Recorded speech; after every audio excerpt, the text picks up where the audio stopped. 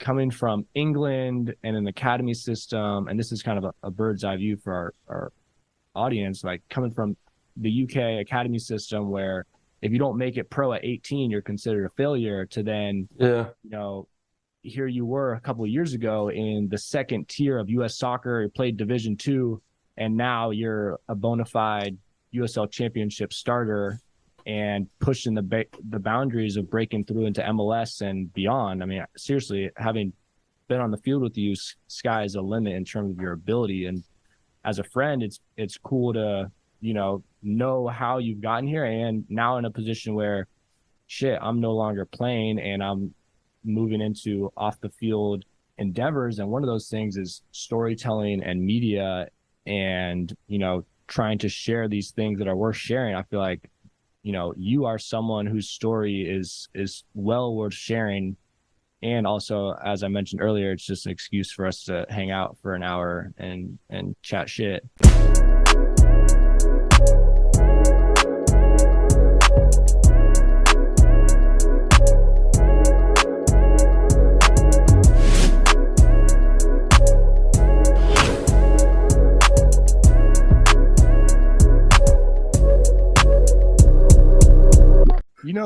Maybe we could kick this off with Charlie. Might have been the hardest guy to book. He's coming off of a Team of the Week performance. Ooh. Yes, he is. Just had a game-winning pen. Yes. Where were you? Where was that again? Up in Detroit. Detroit. Hostile environment, Very up there with one of the. Yeah, that's a good one. I saw the earplug after, shushing the fans. Maybe we can start off just reliving this moment just because it happened very recently. Fresh. And then we could dive into a lot of other topics, put the pressure to the side, and you put that pen down the middle. That takes a lot of cojones, game-winning pen to go down the middle. So just walk us through this moment, maybe anything in the game that might have made this moment tense, and then just talk us through what happened. Set the stage, Charlie, for this monumental, momentous moment in football history. Okay, so let's rewind a week. Oh, yes. So we'll go back to the Saturday where we land out in San Diego because we got an away game against them on a Sunday. Mm-hmm. So I'm not starting that game. Come off the bench and we end up losing 1-0. And then obviously fly home. So it's a lot of traveling right there.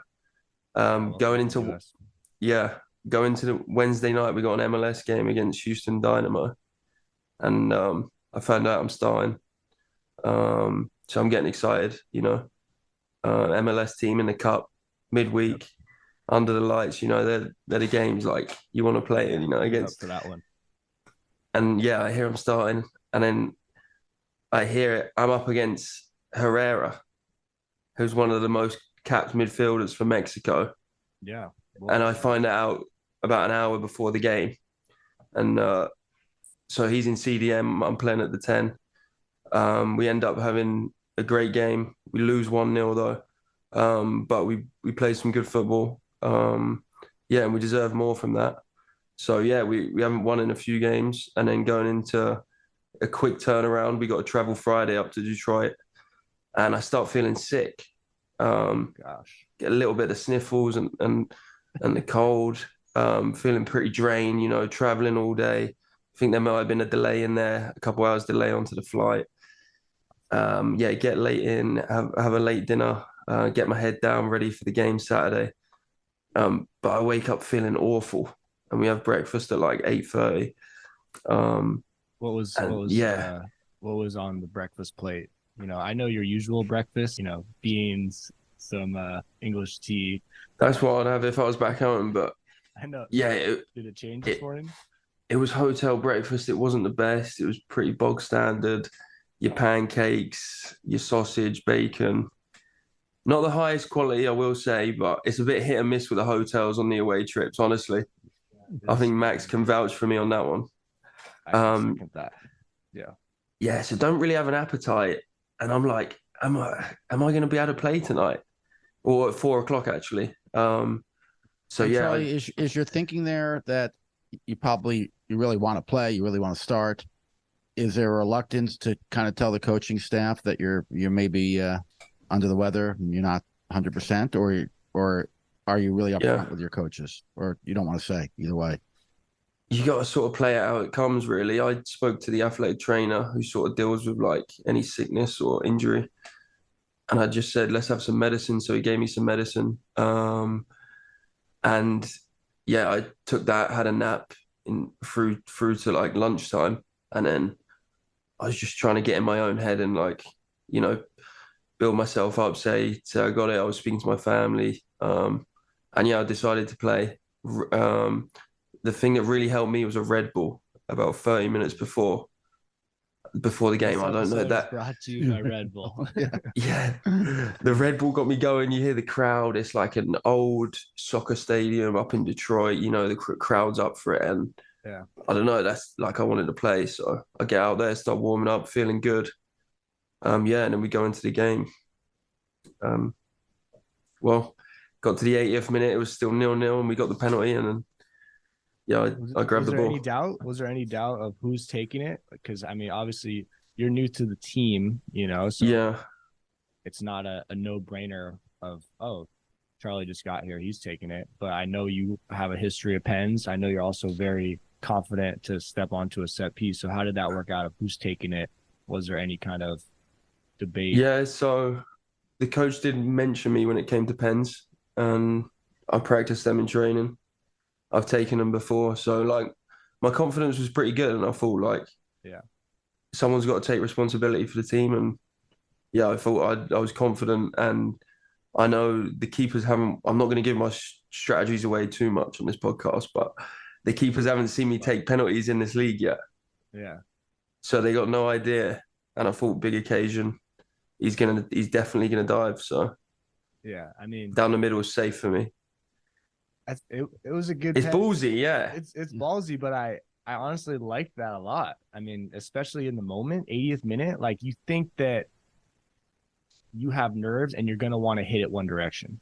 Yeah, you're gonna want to place it. But well, can I ask you a question about that, Charlie?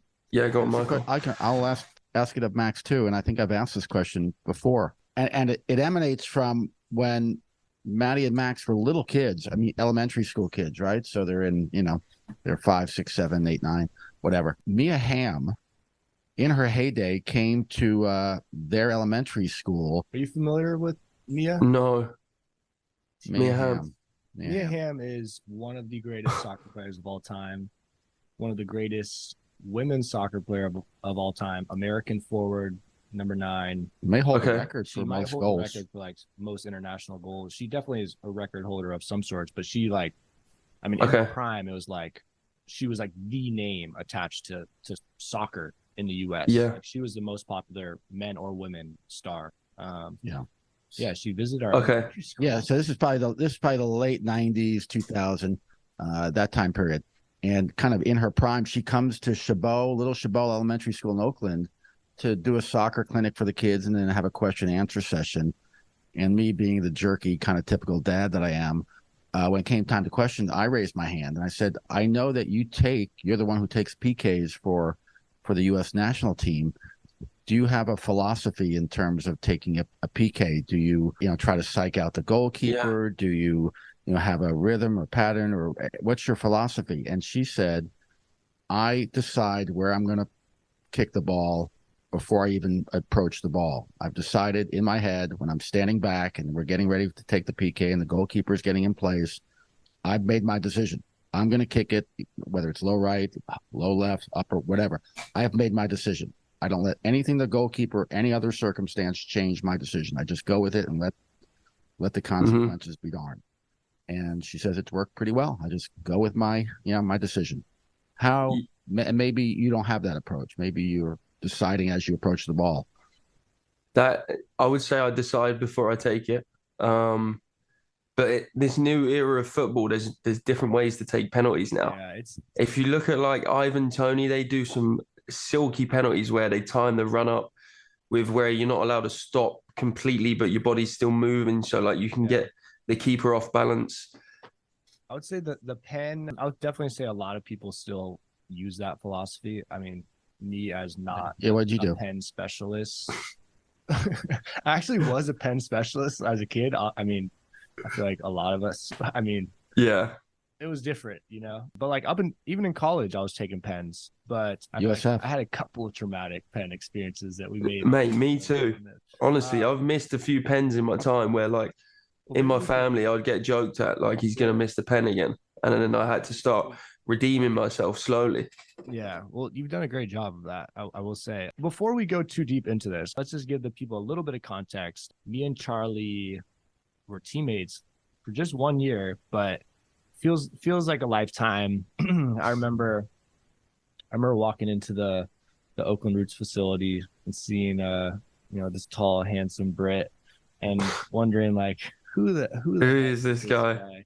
I mean, no, I remember us signing you, and then I knew you played for Tucson, so I like had seen you before, but like never really seen you play. Yeah. And I think they labeled you as a center mid right when you signed. So initially I was a little threatened, just like, oh God, this is a big It's natural. lad. This is a big Yeah, lad yeah. coming into the middle. Usually I'm one of the bigger lads in the middle. This, instantly competition. And then, we dapped each other up. I think sat down on a couple of mats next to each other, and immediately any sort of competition or like, I don't know if we're gonna mesh well, was solved right there. I think we hit it off right It off was the the bat. pre-season trip, wasn't it? We had a Yeah, I saying. mean, yeah, You remember the that helped. saying? What was it? Catch a vibe. Yeah, we caught We we caught a lot of vibes. We caught a lot of vibes. I It's mean, so cliche, but like at the time we were in like such like a nice California town. Where was it? we were down in Ventura. We were down Yeah, in Ventura Beach, like in a Yes. hotel right on the water. We were in a Yeah, lovely spot and we were just that's great. hanging out in the free time, right? Yeah, and I think, naturally just in preseason and just in USL, like there's so much turnover year to year that like you have to kind of start over each year in terms of like not just building a system, but just meeting new teammates and developing relationships. So, I mean, I think we just hit it off really early, just, I don't know, had a lot in common and just vibed, Hmm. and yeah, the rest is history. I mean, we spent a lot of time together last year. Didn't golf as much as I would have liked. Oh, That's still in the future. Obviously, I think my injury woes didn't help. Honestly, if I had a healthy year, we would have had a year together, I a know. lot more experiences. But we had a lot of fun on road trips. Got to share the field a bit. A lot of fun at the training ground. And yeah, now here we are. Charlie was a guest at our house once or twice. Yeah, with, I did. You had his some lovely wife. steaks. yeah. Yeah, yeah. Yes. Gabby was there. Yeah, Yes. we had Charlie and Gabby over to the apartment for New Year's. Ziza, and that was fun. We cooked. Oh, we had a few good times. We had a few San Francisco trips. Yeah, A lot. We were yeah, bouncing about. yeah. So we have a short history, but a history with a lot of memories. Jam packed. And we had Charlie. I mean, we did the Marathon Minute on the road, and we got to hear some of kind of your story, just through the academy system in England, and just breaking your way through the ranks of the U.S. pyramid. And I mean, I'm blown away. Like I've had the privilege of knowing you as a friend, and so I've been privileged to hear kind of your story, and that's why I've been wanting to get you on the pod for, I mean, since the jump, because like, dude, I mean, you have a great story as much as you recognize it or not. Like coming from England and an academy system, and this is kind of a bird's eye view for our audience, like coming from the UK academy system where if you don't make it pro at 18, you're considered a failure, to then, Yeah. here you were a couple of years ago in the second tier of US soccer, you played Division II, and now you're a bona fide USL Championship starter and pushing the boundaries of breaking through into MLS and beyond. I mean, seriously, having been on the field with you, sky is the limit in terms of your ability. And as a friend, it's cool to know how you've gotten here, and now in a position where, shit, I'm no longer playing and I'm moving into off the field endeavors. And one of those things is storytelling and media, and trying to share these things that are worth sharing. I feel like you are someone whose story is well worth sharing And also, as I mentioned earlier, it's just an excuse for us to hang out for an hour and chat shit. We've known each other for a little over a year, a couple years now, and it feels like a lot longer than that. But I'm excited to not just share what I do know about you already, because I literally was about to write notes for this, and I was just like, I already know like all the, most of the stuff I want to talk about from our friendship. But I'm excited to see kind of anything else new we might learn, and just like, again, to like give you the platform to talk your shit in a way. Mm-hmm. It's like, bro, your trajectory is definitely worth applauding. So I'm excited to kind of share that. So yeah, now people know, like, okay, they know each other, they were teammates, Mm-hmm. a lot of bus rides, a lot of time in the training room, a lot of chatting shit, and it makes sense why we're so comfortable here talking about pens for 10 minutes. Yep. Were you Okay. nervous before you took that pen? Get nervous? Back to the pens. Honestly, I wanted to ask. I always ask that. I'd like to ask it's fun. professional athletes questions that normal people who play sports probably wonder about. Like, do professional athletes get nervous before games or before certain aspects of games? Okay. I definitely have in the past, and many occasion, taking a penalty has got like get your nerves. But what you end up doing is you'll run up to the ball and you'll be so nervous, you'll rush a decision. And then the moment will happen. And then you'll look back on it and go, why did I do that? Why did I hit it like that? And it's like you black out for like the moment you do it, and you can mess up, and you think if you just relaxed. And now that moment at the weekend was like, I remember saying to myself, I've got to practice for these moments more in training. So now that I've taken them in training and I've been practicing them, I had the whole crowd shouting. They were so loud. Yeah. But I didn't feel one bit of like not being confident in myself. I made my decision. I knew what I was going to do. I just needed to go there and execute it. And like, if it didn't come off, fair enough. That's Yeah. like as I get older, more experience, you learn. You're not gonna like the more if you fail, it's okay. Like you got to bounce back, dust that off. Yeah. Well, I mean, I guess this can we're gonna jump around topic to topic here, but you just brought it up. I mean, I feel like confidence It's massive is in massive. football. I mean, it's the difference between a good player and a player that does not have a career, because it can be that impactful. And you're someone who I think never rarely lacks in confidence. Like you always want the moment. Like there's a free kick, you're like, that's mine. Like there's a one-on-one, or we're starting a drill, you're like, it's going to be me.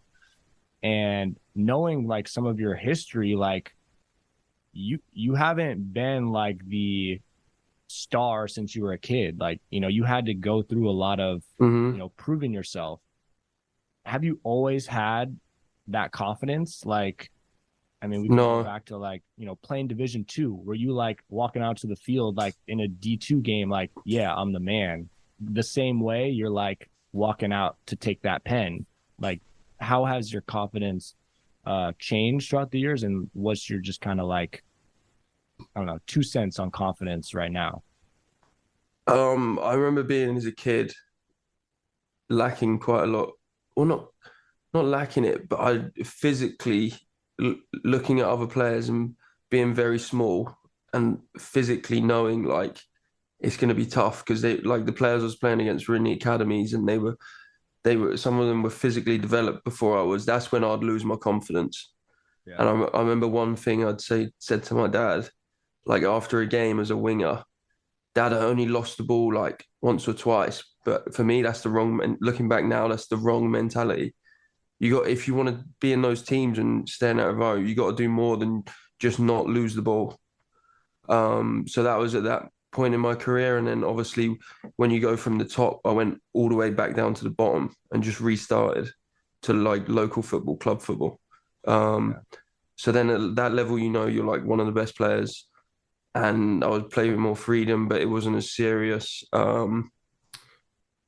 so yeah, you feel more confident in that environment. But then as your career goes through the pathway, you have like different occasions where maybe the occasion's a bit bigger and the nerves will get to you and you don't feel as confident. I got an example. I think after my freshman year, I went and played PDL in Texas, right? Yeah. And I was coming off a sports hernia injury, and I was up against like some of the best college players in the nation were on the team from like North Carolina, and I was nowhere near getting in that team at that point at 18, and they nearly packed my bags and sent me home from my first ever PDL in Texas because I wasn't good enough because I was lacking so much confidence coming back. I was out the pro game for a while, so I had to prove myself. Like, can I play at this level? Yeah, and I couldn't handle it at that point. How did you eventually build it? Because I think confidence is something where you have to build it up. Like I Hmm. think like with a lot of younger players, and this has been said to me before, is like you make two mistakes in a game and like there starts to be kind of like a feeling around, the other players of like, oh gosh, like don't mess up a third time, like don't mess up one more time or else like you're gonna be shattered, like confidence is shattered. You might try and make up for a couple mistakes with a brilliant play, whether it's like a diagonal Hmm. pass or a shot from distance. You try and make up all your confidence in one play versus building it back up. Like, all right, let me just connect a couple simple passes, or like on a bigger scale, like, oh, let me drop down a league and play, or let me just go to a different team where I'm going to get a ton of minutes. So like going back to that moment, how did you build your confidence back up? Whereas right now, I feel like you have a short memory. Like you make a mistake and you're still confident. So how have you been able to build, a resistance to losing confidence so that you can get it back quicker? I think that just comes from believing in yourself. Like you have to, like. I try and train really well. Um, Training's a massive part of it. Making yourself feel good. Yeah, if there's tough moments, like there's gonna be moments where you look like the worst player out there, Yeah. and that's where it's like you second guess yourself, and you have to find it within you just to push through that phase because I think when you're not playing well, it's only one thing, like one goal could change it, and then you're back on the up. Your Yeah. trajectories change. Yeah. So riding that wave. Yeah. No, I think what's the word? A short memory is good for footballers, and Hmm. I think just a willingness to fail in a way. Like with football, a lot of like, especially like the best teams, the best players, like they play in situations where if you don't get out of that turn or you don't make that pass, like it may come back the other way and hurt you. And the more hesitant or the more you're lacking confidence in those situations, the more likely you're going to fail in that situation. So it's like you have to find this balance of like being like bold and doing things that have risk, but like being confident that you have the ability to pull it off. Because like a lot of people Yeah, have the ability to pull certain things off, but when they second guess it, that's when like it'll get fucked off, or like they'll get picked and go the opposite way because they're either not confident enough or overconfident. And so I think, yeah, self belief is probably the biggest thing, to just stay steady with that and just like repetition. The more you're gonna play, the more yeah, you're gonna know that like this is my thousandth time doing this turn or doing this pass. Like it's gonna come off. Like I have confidence in that. This may be my belief, but I'd like to get both of your comments on this. I'm an old football coach, soccer, football, yeah, and I do believe a big part of a good football soccer coach is to have the ability to instill confidence in his players hmm, or her players, and get their players to take chances and say, you look, I'm not going to cut you or I'm not going to cut your minutes, because you took a chance or two. I'm okay with you making mistakes as long as you're playing hard and you're trying, you're making good decisions. Players who play out of fear of making a mistake are doomed to fail. They'll never achieve greatness because they're just going to play the safe pass every time as opposed to maybe the right pass. And I think a lot of that comes, my personal opinion, from coaches who instill that attitude that, hey, I can take some chances. This coach will understand and will back me. Your comments on that, guys? Charles? I mean, coaches do play a huge role. You only get one opportunity to have one coach at one age group, and it's wherever you are at that time, whichever team you're playing for. They have a huge role in picking a team, stuff like that. So it's not always the best fit for the player. But I would say, for me, coaching is about knowing the individual and what will get the best out of them. So there's plenty of examples, just different types of players will react differently to different situations. And confidence is a massive part of that, I think. Yeah. I mean, I think, like Charlie said, a coach's role is to get the best out of a player. And a lot of that is just being able to manage the human being, and confidence is a huge part of that. I think I've been fortunate enough to have a few coaches instill enough confidence for me to be self-confident, to be resilient, for the majority of coaches who have actually tried to take away confidence. Yeah. It's unfortunate, actually, the amount of coaches that I've had who actively took away confidence rather than built it. And as one of your prior coaches, I apologize for that. Get out now. Yeah, I don't think you took away too much, but I mean, yeah, I do wonder why coaches didn't, at least in my experience, why it wasn't more of a point of emphasis. I mean, maybe it's generational. Maybe I'm still part of the tail end of that generation where you can scare a player into playing well, but I'm very much a person who responds better to raising up my confidence versus threatening it. So I mean, I definitely think there's a lot of kids and a lot of players right now who have coaches who do not instill confidence. And in those situations, it is your duty, and this is what makes breaking into the higher levels harder and harder and harder, is that it's on you a lot of times to manage your own confidence. We might say that, yes, the greatest coaches do it, like a Pep or an Arteta, they have a squad of 28 guys and they're all fucking world class. So it's you got to keep, and so in a sense, they know who they are, but even those types of players, if you're not playing, you're going to get in your head a little bit. And so as much as you want to get help from a coach to gain confidence, I think we have a responsibility as players where if you want to succeed at the highest level, you're not always going to have a coach to build you up. There's going to be times when you get brought down, whether it's from a coach, from a teammate. We trust me, on the training ground last year and, throughout my professional career, even teammates can be very negative and, attack your confidence. There's been times even going back to when I was on trial, a while back, or the trial situation, that's definitely thing, you make one mistake and it feels like you have an angry mob trying to kill you. If you're playing small sided bro, I called up sometimes to train with the first team, and sole goal of those sessions is don't be the guy to fuck it up.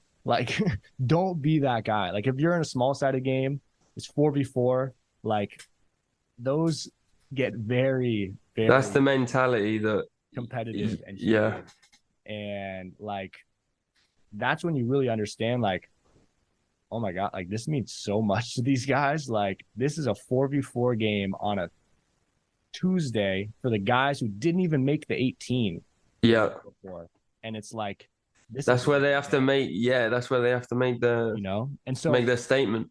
Exactly. But going back to confidence, like in that situation, yeah, coach might say like, next one. But like it's only you in that head of yours and in that body where you got to look around and be like, all right, these 3 guys want to kill me.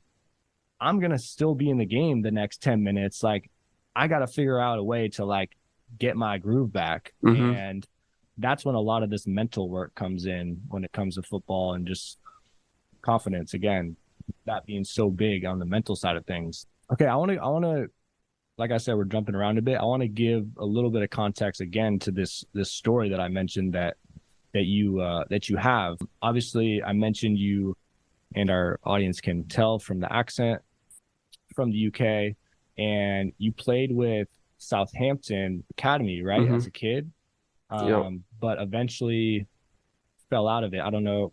You can talk more about that. But what was it like growing up in England and playing for an academy? You know, obviously, football in England is people are crazy over it. And what were your aspirations as a kid? So when you were in that academy setting, were you thinking, hey, this is my pathway to be a pro? Or at that time, were you simply playing for fun and just kind of seeing where life would take you? What was little Charles like running around Brighton? How about that? I think I was playing for fun when it first came about, you know, I was playing as soon as I can walk. And I was born in Kent, which is more towards London way. And then when I was about 5 years old, I moved down to the South Coast, joined a local team there, and just loved playing football as much as I could. Runs in the family. Granddad was ex-professional for Arsenal. His brother played for Tottenham. What? Yeah. Your grandpa played for Arsenal? Yeah, yeah. I got a photo of him, like a black and white one with his like gunner's blazer on. Yes. Yes. So that's my dad. Then my dad's dad. I just now find these things out. Yeah. Rest in peace. Yeah. So yeah. Then about 7, 8, or 8 or 9, sorry, I was going on trials, and it was Southampton and Portsmouth wanted to sign me. But at the time, Southampton was in a way better place. They had a real academy. They were in the Premier League. So I went there. Hey, Charlie, can you stop there? I'm sorry, but most of our listeners are not from the UK or Yes. from Europe, and obviously the American youth sports system in general, youth soccer system, is very different Mm-hmm. than what you're about to describe. I mean, you're 8 or 9 years old, and you're going on trial for organizations, soccer clubs. Can you talk about kind of just give our listeners a sense of what it's like in the system there for youth soccer? Yes. So like the official age group to be on a team starts at U9s. So like before that, I remember just they'd invite you to trials, and there'll be a lot of kids there, and you basically just have to prove yourself. I remember getting in a car. My dad would drive me up to London sometimes. I think there was a few trials up there, and then it would just be on the weekends you go, and then the coaches would be there marking the kids, and then if they think you're good enough, you'd slowly make it through the stages, and then if you officially make the team, then they bring you back, and then it gets pretty full on. You're signed with a contract. I'm not getting paid year to year contracts with the team, and you're basically fighting each year for another contract until you get up to about 16, where you can sign like a pro youth deal. And so the yes, contract you're signing obviously is not paying a 12-year-old no, money, but you're signing what to commit yourself to playing for that team. to the team, yeah. And there was rules like I wasn't allowed to play for my school. Can't do certain things. It's very it was serious. Yeah, so that was when my life changed, and I didn't really have anything else. That was what I'd go to school. I'd have about 30 minutes when I get home to eat and get changed, and my dad would whiz home from work at the same time and then be getting changed, eat quick. My mum would make us dinner, and then it was an hour and a half commute there and then an hour and a half back. So it was long evenings where I was spent a lot of time in the car with my dad or sharing rides. I used to share rides with the current Fulham centre midfielder, Harrison Reed. Yeah, so he was a year above me, but we were the only kids that lived in that area, which was like an hour away. So it was like you needed to share rides. It would take a bit of stress off my parents. Yeah. You lived in But yeah, Brighton? In Brighton? um, about 30 minutes from Brighton in a Yeah. village. Yeah. So yeah, it's just like you're in this life where it's just football and you're always getting assessed by the coaches, Yeah. proving yourself from a young age and then against the other players as well.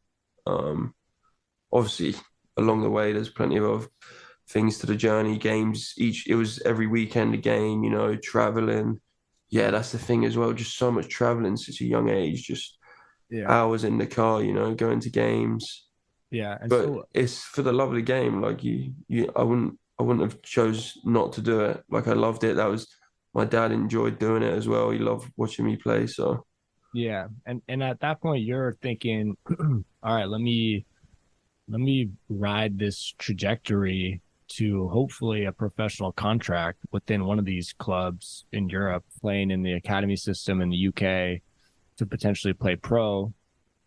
Little do our audience know, when you're 18, 19, 20, you're going to be playing Division II college in the US in Georgia. So mhm. walk us through a little bit of that in between. When did this shift from me moving through the academy system to a pro to falling out of that system and then going to the US and saying, hey, let me pursue an education and professional soccer opportunities in the US. I mean, to go from Southampton to a Division II soccer school in Georgia are like mile worlds apart. I know. So walk us through a little bit of this timeline of academy to then what was it like falling out of that academy, and then what was your mentality coming to the US and how did all that come about?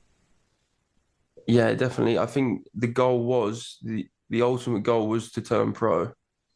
And when that like it was 8 years since I was at Southampton, and it sort of came to an end so quickly. Where like I knew I was falling out of favor, and the coaches didn't see me as a prospect at that time. So like I sort of knew it was coming, and then when it did, they spoke to my dad. We had a meeting, and it was like just a click of a finger. You live in a different lifestyle. I remember just having to go to school and like being known as the kid that plays for Southampton or an academy. You basically got to tell them like you don't do that anymore, or like that's like you're done. What was that like from like an identity standpoint? Because I mean, shit, bro, I can only Yeah, I mean, imagine. I was just a kid. Like I didn't know how to deal with that. Like it was, I just didn't. I just sort of shut it off. You know, just try and still enjoy my life at the same time. But that's when I had to start making decisions of like, because I always thought I was going to go pro, but the pathway was going to be different now. So like, I still wanted to, but it was definitely like I was more like a normal, normal kid from school where I was doing it what everyone else was doing. I wasn't on a different schedule. But in England, you finish school at 16, and then you have 2 years of college, and that sets you up to go to university if you want to go to university. Yeah. So I enrolled in a football program, which was pretty good, like a college football program, and it was like an in between level, some good players, but it wasn't academy level. Um, and you were getting an education at the same time, so it was similar to the college athlete over here, just 16 to 18. And I remember I was scoring a lot of goals and still playing well.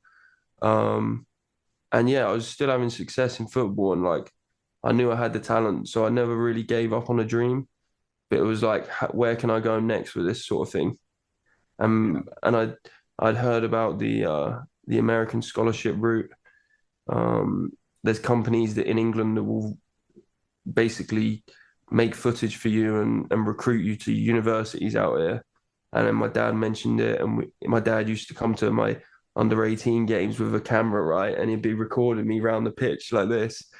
Um, Great. just obviously that's what you do for your son.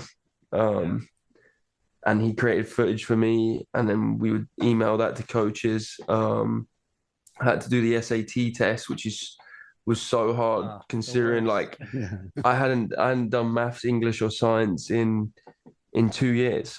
Yeah. So like and the best of the times I didn't concentrate in those classes as it was. So like my knowledge was going down by the minute. And yeah, the SAT was tough. So like by the end of it, my offers to go to schools were pretty limited, with scholarship. So it ended up being Rome, Georgia. You think Rome in America? Only Rome I know is in Italy. Yep. So is that shorter university? Shorter? Yes. Not longer. Yeah. Shorter. Sure, definitely sure. Yeah, shorter university.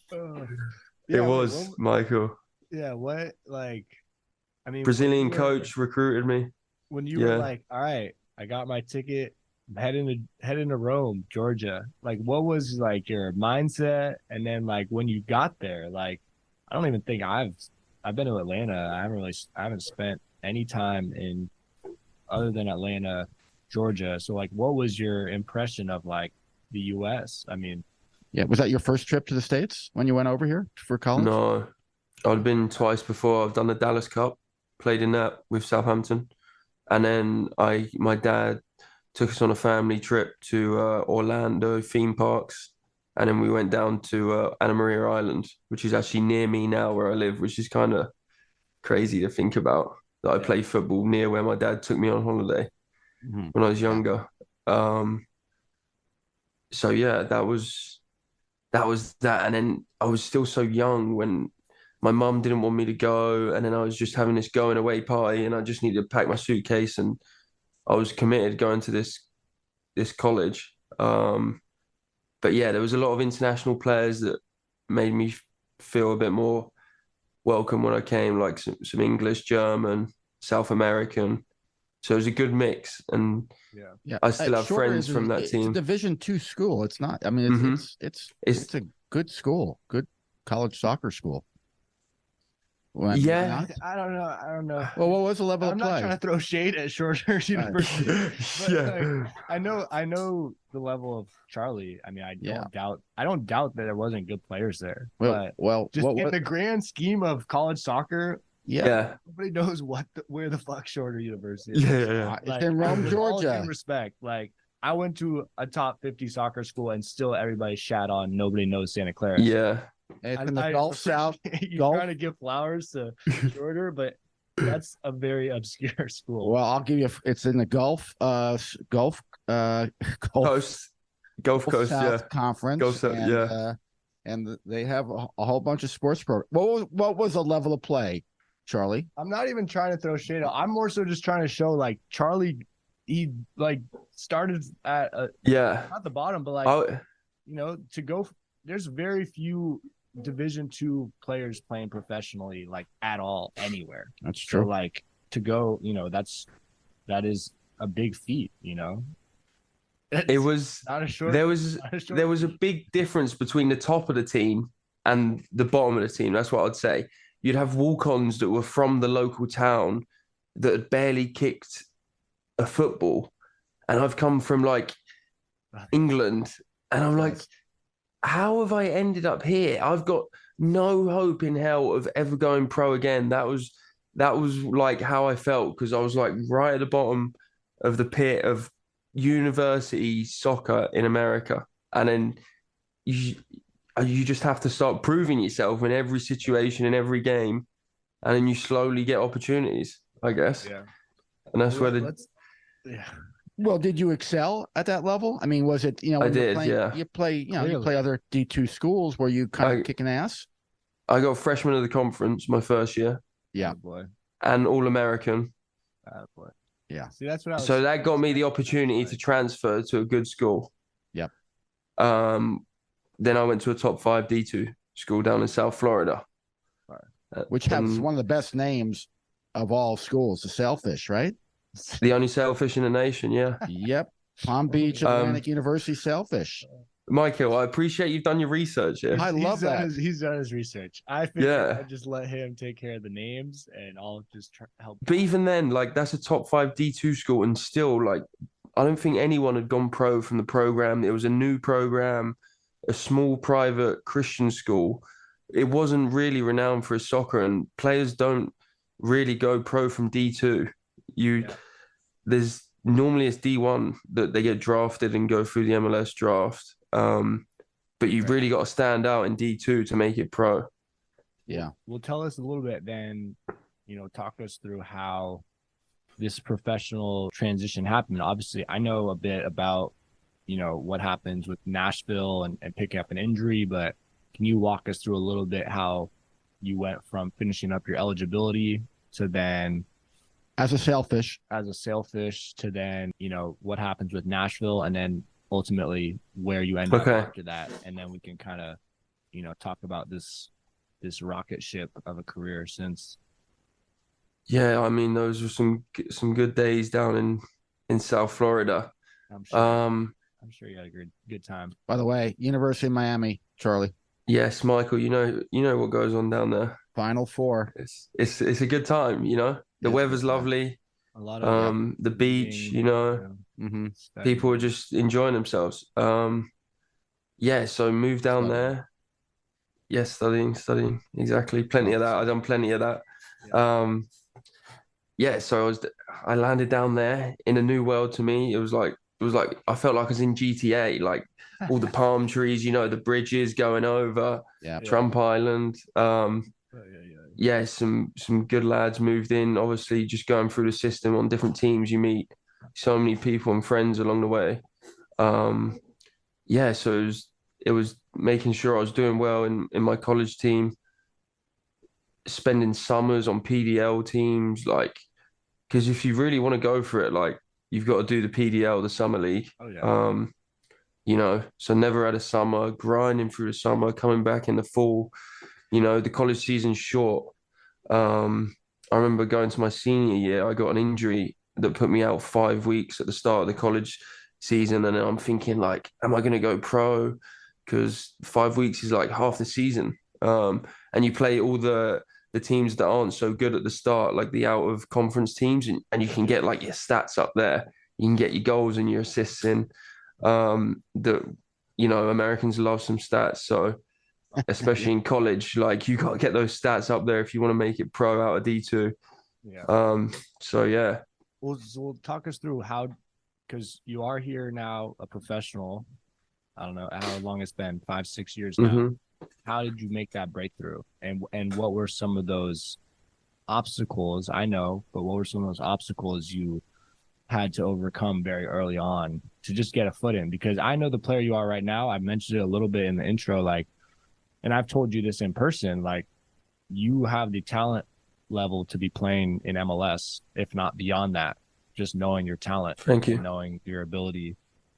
And so to start off at League Two, people might think like, how is a player of this caliber in League Two for 3 years? Or was it 4 years, 3 years? League One. League One, sorry, League One. Yeah. 3 years. 3 years, right? 3 years, yeah. Yeah. Yeah, it was, mate. It was tough. There's so many other factors that come into it that are just outside your control sometimes, that just can either delay or accelerate your career for the good or the worse. And sometimes I was on the wrong end of that, like injuries, for example, international spots, being an international player. Just different requirements at different times, say different positions, good players in certain positions, teams needing some different players. And then obviously coming out of college, I'll go to that where I was playing well. I had a good season, and then Nashville wanted me on the invite trial. Went there, got injured, came back in for preseason. Didn't know I was injured at the time. Yeah, and then realized they liked you, right? They wanted to invite you back for preseason. Yeah.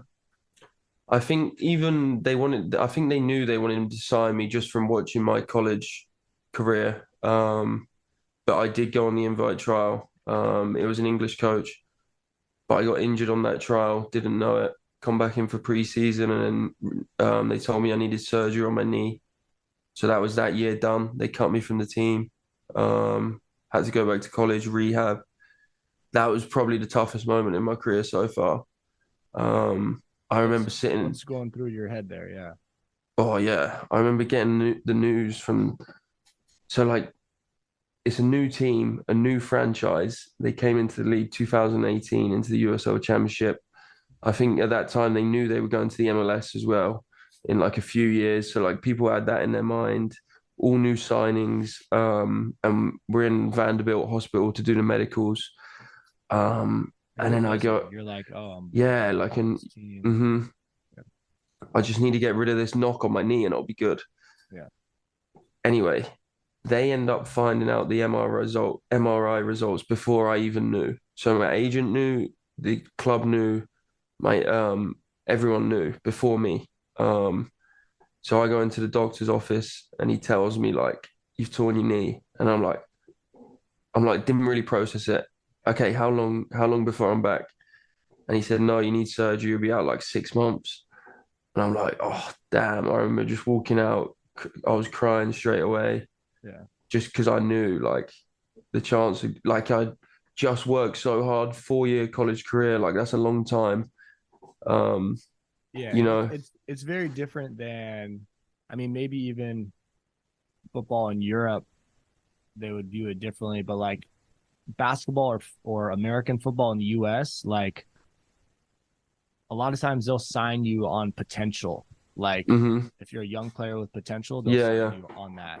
And That is the same in football in England, I'd say in Europe. yeah, exactly. So like, if there's a player of your caliber equivalent in American football or basketball, and you're coming out of the draft and you have an injury, maybe you might drop, a round or 2 rounds. You're still signing a 3-year deal, 4-year deal. It may affect your money in those first few years, but like this is soccer in the US. You have a 6-month surgery, goodbye, because everyone is on 1-year deals, everyone's on 2-year Yeah. deals. The clubs, the organizations, they have every piece of leverage there is in soccer in the US, whereas soccer in the UK, other sports in the US, players have leverage. The players are the ones that produce results. I don't know what it is in the US. For some reason, the players have absolutely no leverage. Maybe in MLS, there's a few guys who have some, but just in general, it doesn't work like that. So yeah, you're unavailable for 6 months, you're off the team, and so yeah, sorry to interrupt you. Just walk. No, I'm glad you brought that up because you're done with college. I didn't end up getting my degree because I signed pro because I didn't have time to finish my degree. So then you're just left with nothing. The team's cut you. You weren't earning anything because the wages are so low. So yeah, you're out to dry and like I got a blown out knee. I couldn't put weight on it for 6 weeks, and then I'm back down in West Palm, living with my college roommates again. Luckily, they were nice enough to take me in. Yeah. And I'm on this rehab program back to just at 20, 21, 22, still got to push through it and believe I could have easily quit at that point.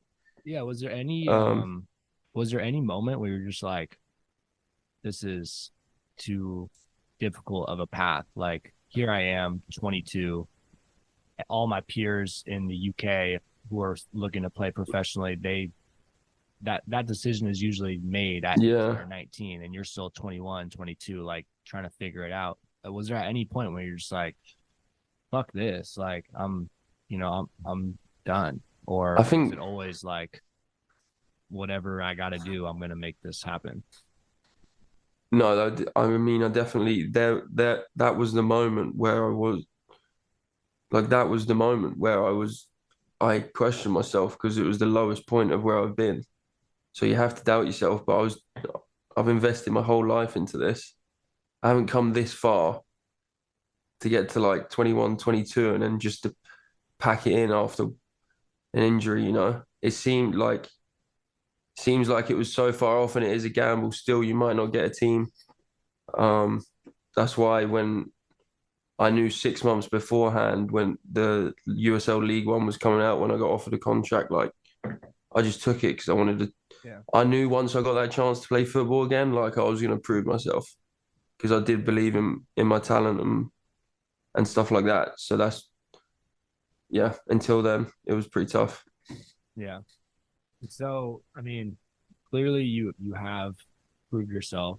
You spent a year with Tormenta, and I mean, I should have your stats. 2 years, right two now. some. 2 No, years, it's all 2 good. years. Yeah, COVID year though, which was only like 15 games. Yeah, so that So doesn't that make was another your factor. visibility any easier. I think Mhm. 12 goals and 17 assists in 67 games. It's not bad. 12 goals, 17 assists.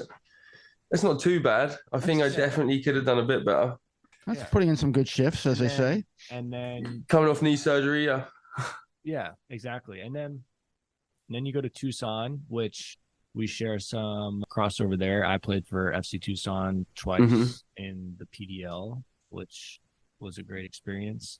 You also played with my good friend Cody Wakasa Yes. there, who's a friend of the Good lad. show. So yeah, you played 2 years in Tormenta and then 1 year in Tucson.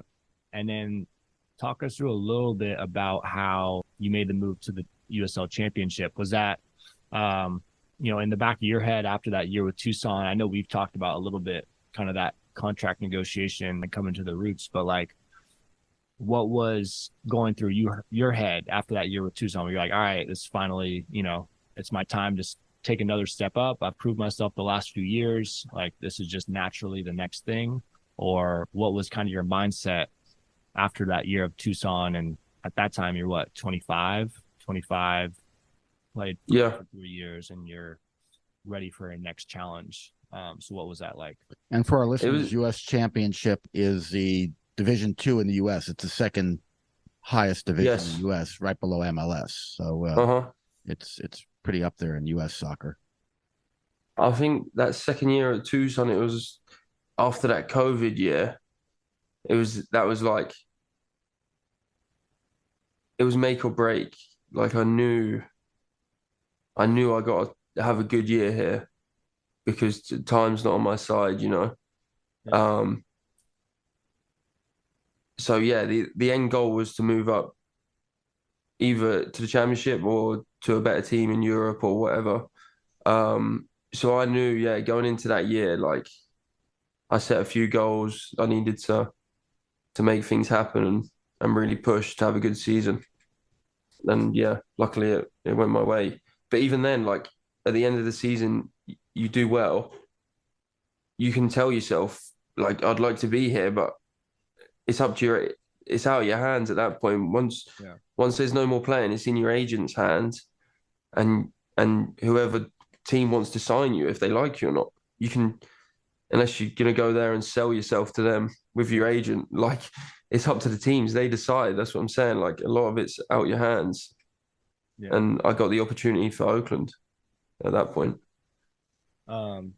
Which brought you to our hometown. I know, which was great. Why we're here. Talk us through a little bit of, your first year in USL Championship. Also, obviously, coming to Oakland. We are Oakland people, so talk about just your idea. Well, it's funny because I remember talking to you. Like, a lot of people think when they move to California, it's like California is one thing, and that one thing is Southern California. Beaches, sun all the time. Yeah. And NorCal is definitely a lot of sun, but it's a lot different than SoCal, both in terms of kind of the weather and beaches, but also in terms of kind of just the vibe. Culture, Vibes are very different. Culture, NorCal, SoCal. You're right. So what was... I think you guys would know that more than me.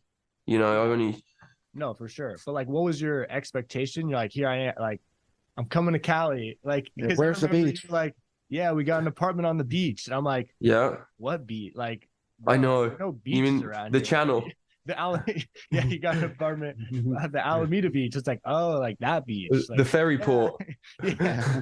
So like, it's funny to hear, like, when you were coming over, like what your expectations were. And then when you got here, kind of, the experience. Did it remind you of Brighton, back London by the sea? San Francisco, a little bit, yeah, definitely. Cali, the West Coast was just whatever I pictured it in my head, whatever like image you would hold on to and then sort of build off that in your head is what I thought was Cali. It was all made up in my head. Nothing was true, It was all whatever I wanted to think. So until I landed there, I remember flying in because I came before Gabby did, and I was in that hotel right next to the training ground, and it was just me. And then I remember just obviously the landscape and the scenery of Oakland's pretty cool. As you fly in, you see like the hills and stuff, the Oakland Hills, or the how do you call it out there?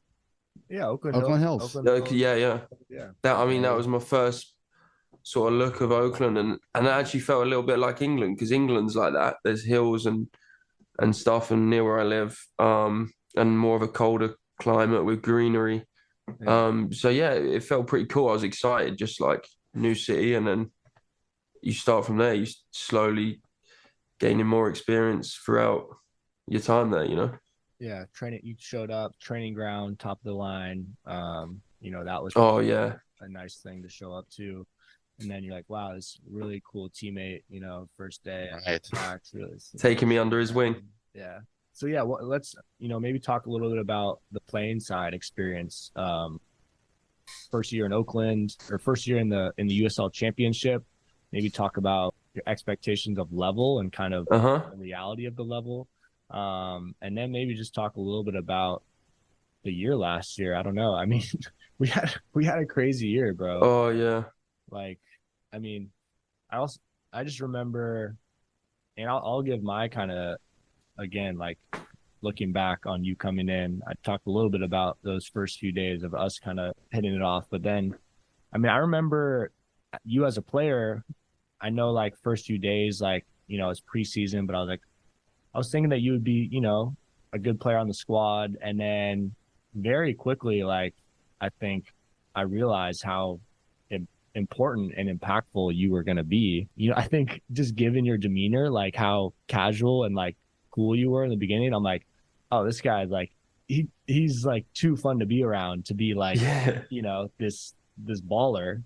And you turned out to be both very fun to be around and a fucking great player. And so talk about maybe just adjusting early on as to the environment, to the system. We're playing a very kind of unique system at the time, and yeah, just kind of maybe just I think for me, I was the kid coming from the lower division, I couldn't live off my Southampton days anymore. I don't carry that stigma with me. They were done. Like no one knew about that. I was the kid coming from the lower league, where I remember my mentality was just like, take it all in, and you're gonna have to prove yourself, sort of thing. So let your football do your talking, work as hard as you can, and then slowly prove your worth within the team. Learn from the more experienced older players like Emra, stuff like that. He's played for like MLS football. Yeah, obviously he's our close friend now, but at the time I didn't know him, and he's like a player that played with like Ibrahimovic and stuff like that. Oh, I mean, bro, and national team. His resume is sick.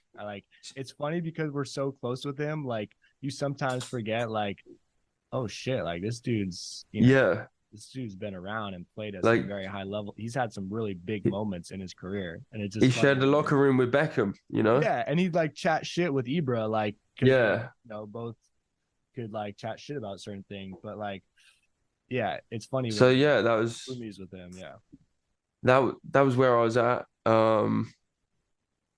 Having better facilities and coaching was new to me. So I was just really excited to get the opportunity to play, and then slowly growing into it, becoming myself, opening up to the team a little bit more. I think off the field, like Max said, I'm really chilled out, but I think when I'm on the field, I'm pretty hungry to win. I was going to ask you that. I'm like, opposite end of the spectrum. I was going to ask you that exact question, and it's a question I think I've asked other folks who play sports. That is on-field personality versus off-field personality. When you cross the line and you enter the pitch, do you become a different person?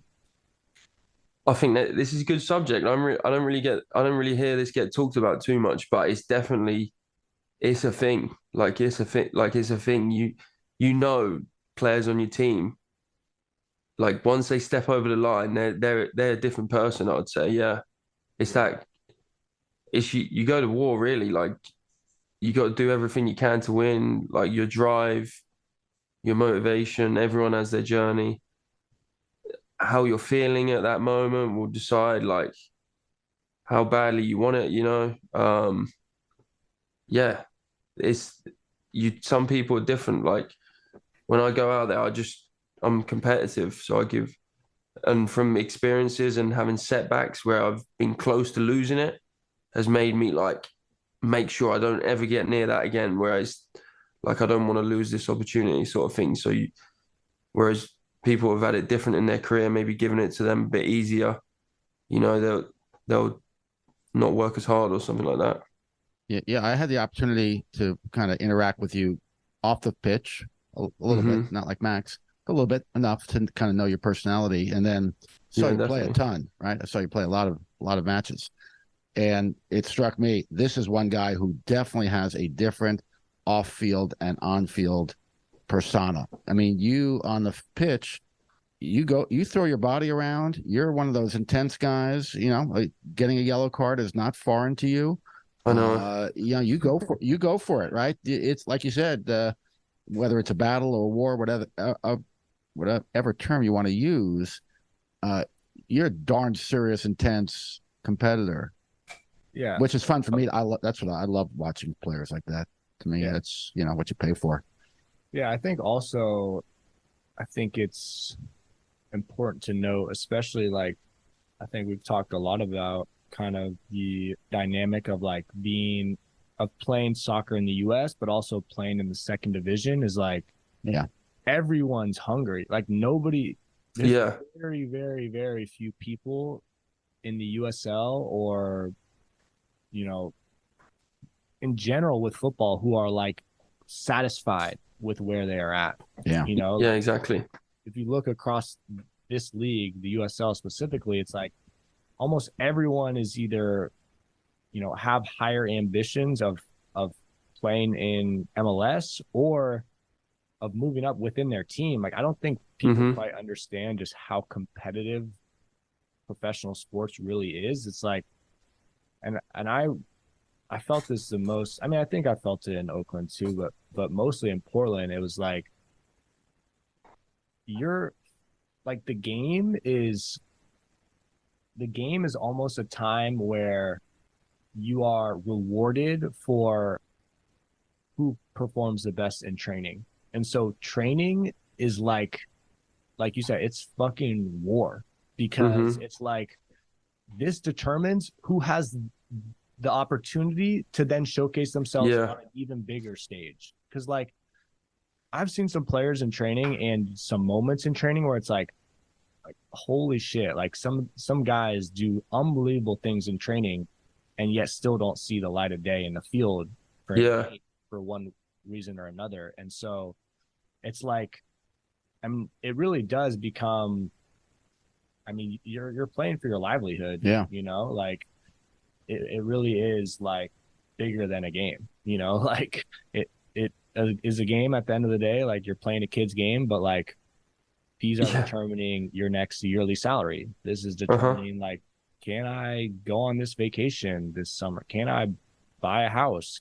These are like real life things that are, Come from a game, which yeah, they're is fought for every day. the crazy, yeah. So that's why, yeah, it can get, and it's just like, I think, But you wouldn't ever look at it and translate it like no, that. Do you know what I exactly. mean? Yeah, you So don't that's think that in training. yeah. Like I think that's what it's translated into. But like when you're in that moment, like I think we are in these positions of playing a professional sport because we care about the sport that much, especially like we're playing in the second division in the US for the means that we're receiving because we care about the sport that much.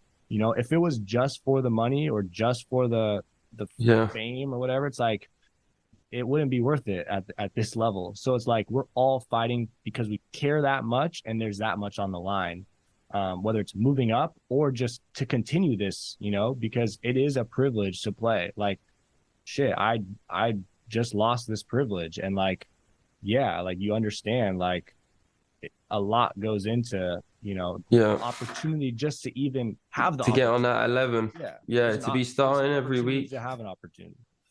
So especially here in America with like all the good players coming through college and that from all around the world. It's like the level is getting good. I don't really think it gets the exposure. Um, in America quite yet. It's getting there though. It's good to see.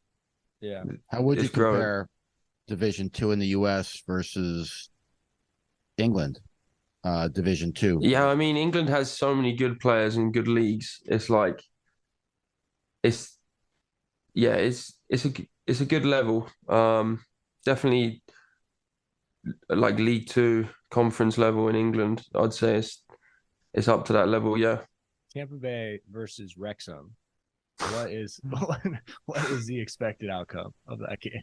I That would can't be like say that a really, I mean, I know, but because I haven't would be watched many of their interesting. games to be fair, and I haven't been back in.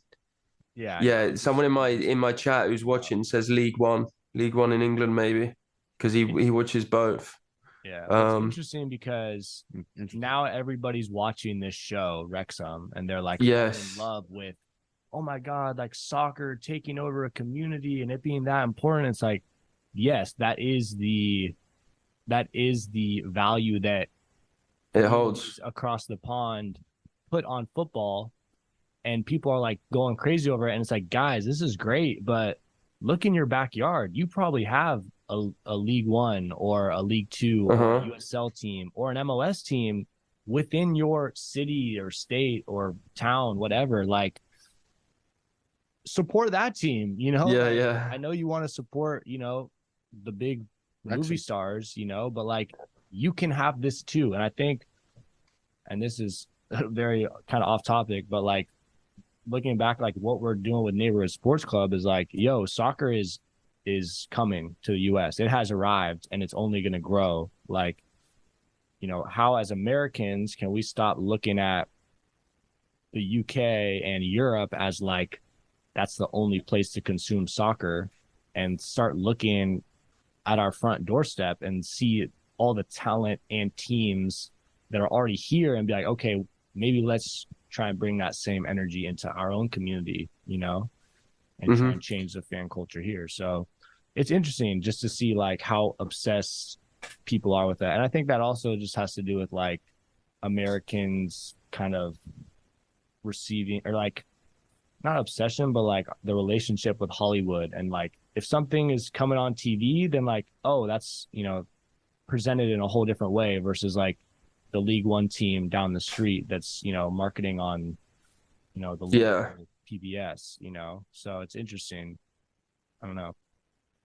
That was a rabbit hole. Well, here, let's get back to you and your story. What about, do you have a favorite moment from last year? I know you had quite a few nice goals. You know, maybe if you have a favorite moment from last year. Yeah, I think it'd have to be that San Diego playoff goal. Yeah. I remember just the whole occasion just felt special. Like it was a semi-final. Did we win a game before that?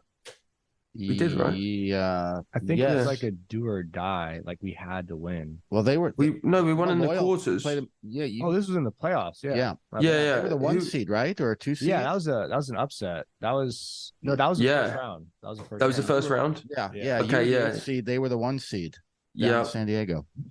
And it was just, I remember they're packed out of that stadium, and it's sort of the stadium goes down, like looking down, you know, it has that feel. They were loud, but we had our traveling fans there. And then when that moment came, and I hit the ball so sweet, and it went in the top corner. And then just the rush you get from scoring that. And like, it's like you represent, Oakland's a big city. So it's like you're proud to represent all these people and just bring them like a good moment to that, and then to go on to win the game. And just that night it was pretty good. It was up there, you know, on the biggest stage and the biggest moments.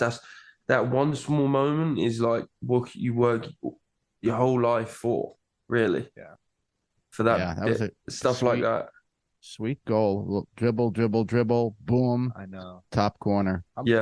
I'm bummed I wasn't there. I'm definitely salty. We were watching. And then you get a taste of that. Like, I hope that now that I can go on and create more moments like that, and like on big occasions, you know. Yeah.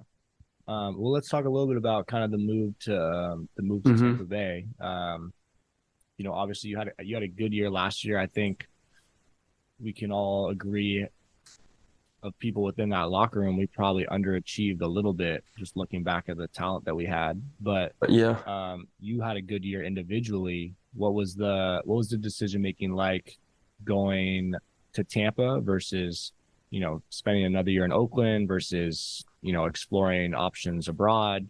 What was it like making that move? And then, how has it been settling in? I know we talked a little bit about, team of the week honors, recent pen, Yeah. but obviously settling in nicely. But just talk a little bit about that transition. Yeah, so like coming off a decent year, I wouldn't say, yeah, it was nothing to get over the top about, but I done well. You showed what you're capable of at the Yeah, level. It's your yeah, first year, and it's like starter, hmm goals, assists, or at least like the ability to score, the ability to, yeah, yeah. I mean, bro, I look back at some of these games, I'm like, holy shit, you could have bagged a lot of goals. I know. And that's Yeah, like nothing against you. Like maybe if there was a different surface at home, then yeah, that was, there's a few more goals here or there, or just a few lucky bounces here or there. uh-huh. I think Yeah, I it remember hitting the definitely crossbar or the bar like three double. times in a row. Yeah. Yeah. So I think you did what Yeah, you needed to do. hmm You were Put yourself in impactful. a You were position. impactful on the field. Yeah. yeah. So yeah, that got me interest, which my agent was mentioning to me. And then it's a matter of, all right, where's this interest coming from? And then there's obviously the politics that come into it, different conferences, and then obviously factors like where do me and Gabby want to go? What's best for me? Where's the Yeah. best You fit? you went to college in West Palm Beach. Yeah. You know, And then you have family there. when I started to realize teams in the Western Conference, it'd be hard to move there. Started to look over to the East Coast, and that's when started negotiating things with Tampa. And like at first, I wasn't excited about the opportunity because I was kind of invested on a few teams on the West, um, and was a little bit disappointed about that, I'd say. So it took me a while to like digest the Tampa opportunity. But then the more I thought about it, I thought, wow, I'd be stupid not to go here. Like this is the best opportunity I had, and just being grateful that that deal got done back home in Florida where I went to college. I love this place. I love the beach. The weather's great. Yeah, it's for me like I've been on this side of the country more. Gabby's family's from here. Having people come up and visit, Yeah. coming to the occasions, making our family proud, stuff like that. It means a little bit more. Yeah. You're a little closer to England too. Exactly. The time difference plays a massive part in it. It's only Yeah. 5 hours back to England, whereas over in Cali it's 8 hours, which is kind of a lot.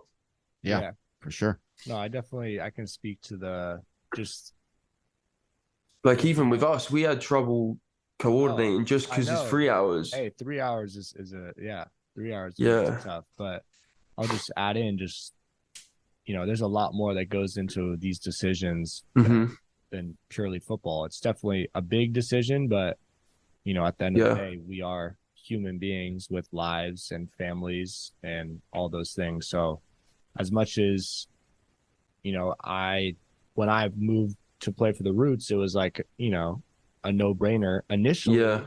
my first thought was like, well, wait, can I play in MLS? Like, can I get trials in MLS? Like, but then the hmm more I thought about it, it's like, well, what about the opportunity to represent your hometown, like to have your family and community at every game. So I think it makes sense knowing you and how important your family is and all those other factors you mentioned that, you made the move for those reasons. And obviously there's a lot of reasons. Best food you had in Oakland, Charlie. What do you miss from It seems like Oakland? good Anything stuff. that you had here while you're a year in Oakland that you kind of miss? Yeah, the ramen is good. The Cajun boil, the Indian we went to in San Francisco, Max. Found a great Indian spot in San There's Francisco. an Italian spot. Do you remember we went to in San Francisco? Yeah, that's good as well. We That definitely one, ate some good food. yes. And then there was this one taqueria around the corner from me, and I actually showed the Mexican lads on the team this spot, and they loved it. It got They it do got they do the quesadilla. Mm, Yeah, and nice. the meat with the juices and the cheese and tortilla. Yeah. Me and Gabby, that was our go-to. We talked about kind of your career as a whole and all these obstacles that you've overcome. Hmm. And like I I felt a little bit like this too, where it's like when I signed my first contract at 23, so I was like, holy shit, I am old as hell. But Yeah, then like once you get to like 25, 26, I mean, you're whether you're next to another 25-year-old who started when they were 18 or when they were 16, it's like we're both 25, 26 and at the same level. So like you're kind of yeah, even at that yeah, point, yeah. regardless of kind of your history. And so, you know, what are kind of your aspirations now? Do you see this as hey, I, overcame all these crazy obstacles. I'd love to play in the USL as long as possible and ride this, professional wave out.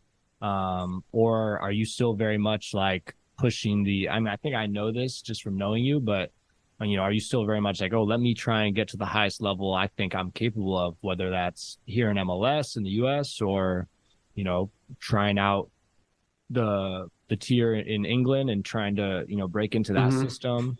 What are kind of your aspirations? Because I know me personally, like I it has changed, or it changed throughout different times of my life. Like when I was 10, 12, it's like, yeah, I want to play for fucking Arsenal. I want to play Yeah. Prem, play on the US national team, play in a World Cup.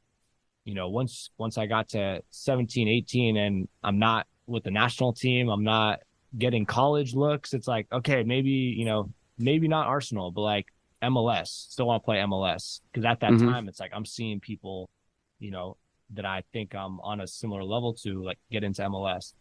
And even up until 2020, 2020, yeah. When I was in Portland, like even up until my last year in Portland, I'm still like, if I play very well, like I can still break into an MLS roster. Like I know Yeah. guys on MLS rosters, like I can be on an MLS roster. And, even up until the point, I mean, last year, a lot has happened in the last 2 years that have kind of changed just my whole outlook on football in general. Where maybe it was like, okay, I'm not trying to reach the highest height. I'm trying to just maximize my own potential and get what I can out of the professional game.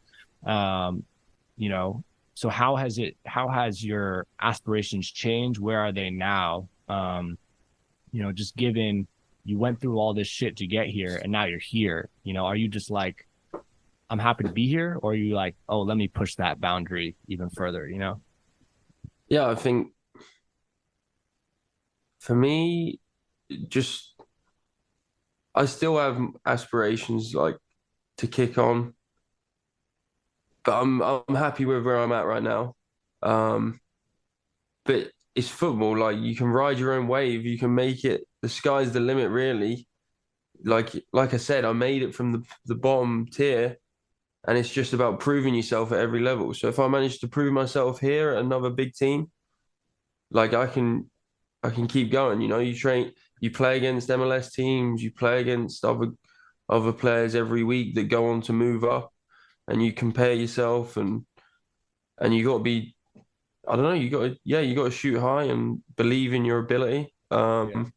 Because what's the point in settling? I mean, Yeah. you don't unless you're happy with what you got and you're happy just staying at that level, which is fine, and some people want to do that. But if you know you got the talent and you want to push on, like you've only got one career, it's short, decisions come around quick.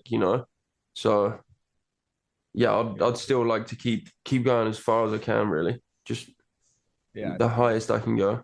I think that's a good attitude. And I think I think mentioning that like you can be both happy where you're at and still be Hmm. ambitious for more. Yeah, You don't have to be miserable and wanting more or just content at being at the level you're at. I yeah, think sometimes that can get misconstrued. And especially like in the USL, sometimes I think you see some players where it's like, yeah, your talent level, you might be good enough to be in MLS or whatever, but like maybe for another reason, maybe it's your attitude or maybe it's your work ethic or this or that. And that's a reason why you're not at the next level. And so, I think talent is one thing and mentality is one thing. Professionalism is one, like there's all these different things that can lead you to moving up a level or down a level. And I think having a balance, or, kind of that outlook that you have is probably the best way to not only reach for those higher heights, but then also remembering like, again, you're a human being. You want to live a happy life. You don't want to wake up every day like, fuck, why am I not in the Prem? You can still reach for the stars and still be really present in that moment. So I think that's where I'm at. I think you're in a good spot, Charles. Any interesting comments from your chatters? Yeah, got any questions? Yeah, let me. I mean, a lot of these guys, like, my stream's been going for a while. It's 2.5 years, and these are talk about your stream, bro. These are the diehards that have been there, like following my journey as well. So they know like my favorite foods. Like they've spent hours on here with the camera, they know more, just talking to me, writing in the chat, and I'll respond. And they know about my life. Like even at the weekend, like I was texting them saying I don't feel well, and they're like giving me advice saying that's great. Like giving me advice saying you got to push through this, and that's great. It's just another like sort of friendship group that I have that support me and follow me along my journey, which is kind of cool. Yeah. So what kind of comments you getting tonight, Joe? Anything interesting? This is great conversation. Love Marathon Minute. Definitely. Probably that, but a lot of that. Let me find a good comment. They commenting like I've sent them jerseys, and then they'd said about the leagues. Tampa Bay versus Wrexham. They said would be a good game, but think you would win. But National League is close. One of them's a season ticket holder at Cincinnati MLS games. Nice. And last year this is a pretty cool story. Last year he came to the Detroit game. He booked an Airbnb with his missus. They drove like a couple hours to come watch me play. I got them tickets. First time I was meeting them. I managed to score in that game, the volley. And then we conceded in like the 94th minute. Yeah. And it was 1-1. And then I took him out after and we went to the club. We had a good time. Yeah, and like he probably had the time of his life. Yeah, it was sick. Like he got to meet me, like I was streaming, he's been watching me and stuff, so it was pretty cool. Yeah, we definitely need to catch up again. And we like to say this podcast is like it's not a one-time thing, so maybe we check in again mid-season, talk a little bit about what you've been up to. But yeah, it can be like that. There's going to be a lot of ups and downs till then. Exactly. Yeah. And we love to highlight you. You're someone we'd like to have on the show. So thanks. I appreciate you giving me this chance to talk because like I'm a person I don't really talk about being in the spotlight all the time. Like you get enough of that. You don't want to I don't talk about my journey or that too much. Like this gives me a chance to sort of say it. But it's important too, like I think a lot of people look at you and they're like, oh, British guy, playing a lot in the league. It's like, oh, he must have just like done well in Europe or like made a name for himself and come over here. It's like, I highly doubt anybody who watches you play knows that you were cut from Southampton as a kid and played at 2 Division II schools and 3 years in League One. Like, the fact that you're still fucking playing and like on the rise, like this isn't just like a little 1-year pro and then you're out of the league. Like you're very much like still coming up, I think is like, that's a story worth telling and like just a testament to, not giving up on a dream, which I think could be relevant to anyone trying to reach any achievement or reach any dream. So a testament to your internal fortitude, Charlie, and your perseverance, which is really important traits, whether you're playing football or you're an accountant or anything you do. Having strong personal makeup and persevering if you have something that you really you're interested in will take you a long way. Sprinkle in a little bit of talent, which is kind of important. And Yeah, boom, I respect have a that, Michael. lovely, lovely wife. We miss Gabby. As much She's as class, huh? we miss you too, but we miss Gabby Yeah. maybe just a little bit more. We'll catch up sometime soon. Yeah. Let's hop on a FaceTime soon, and then I'll Okay. with this episode. Yeah, this was fun, bro. Thanks for your time, Right. Charlie. Just get some rest. Tell Gabby I say hey. Yeah. She's in the other room. I think she's been watching the whole thing. Tell the kittens, or just one Yeah, cat. kid. Right? You got one cat. Yeah. Yeah. Oh, I wish she was cat here, man. Yeah. Okay. And we'll talk. Thanks, soon, Max. Yeah. Well, Charlie. All right, geez. Have a good one. See you guys. Yep. Cheers.